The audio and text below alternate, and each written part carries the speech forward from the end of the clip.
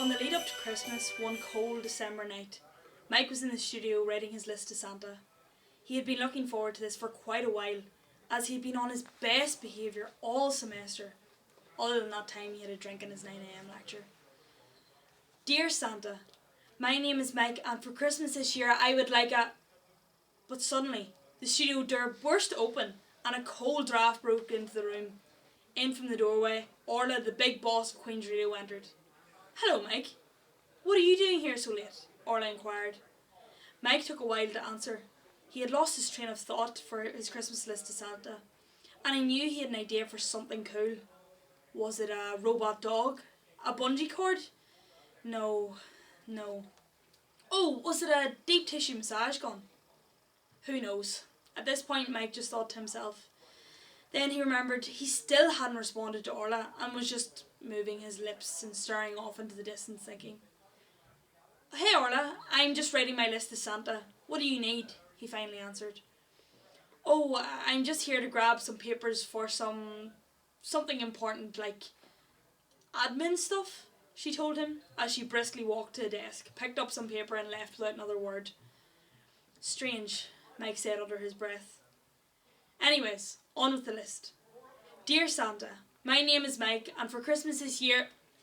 Yet again, the door flew open, slamming into the wall, and a powerful gust of wind blew Mike's unfinished, unstarted Christmas list across the room. Mike scattered to grab it, not even caring who was interrupting him this time.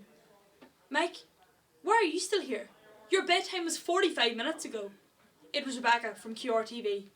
She seemed a little startled to see Mike in the studio. Sorry, Rebecca, I'm just writing my list to Santa. But the list flew away when you opened the door. I keep losing my train of thought anytime I think of something cool to put on my list. But why are you here? Rebecca looked tense. She stuttered. I'm here to get some props for a shoot. Yep, a video shoot that has visuals in it. That's all. Then before Mike could even respond, Rebecca grabbed a box of funny hats and cables and ran out the door. Why is everyone acting so weird today? Mike asked himself out loud. They really all are losing their minds organising this 12 days of Christmas stuff.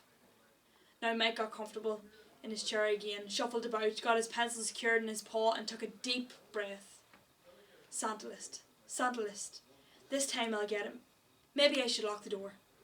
He was very pleased with this idea. Perhaps I should get a journal from Santa, he thought to himself as he waddled his little tiny cute teddy bear legs over to the door, up onto a stool and reached for the lock.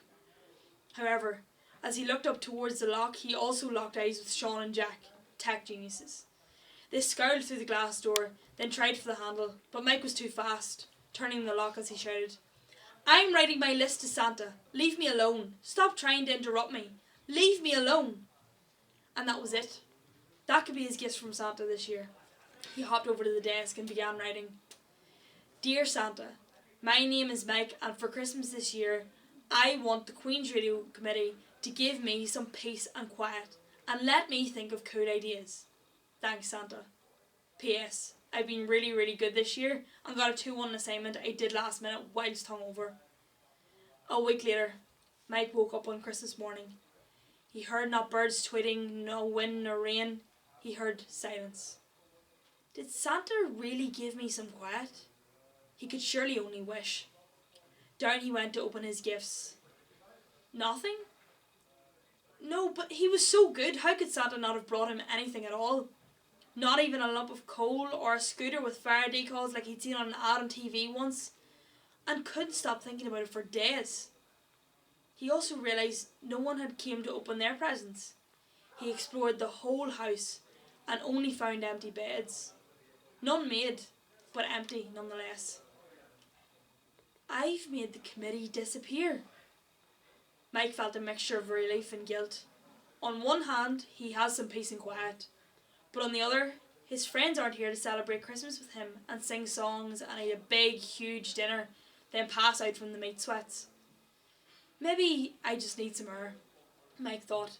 His brain was racing. He could finally build that huge Hot Wheels track on the stairs. But he didn't have anyone to race his Hot Wheels with. He could finally stay up late. but he had no one to share his spooky stories with.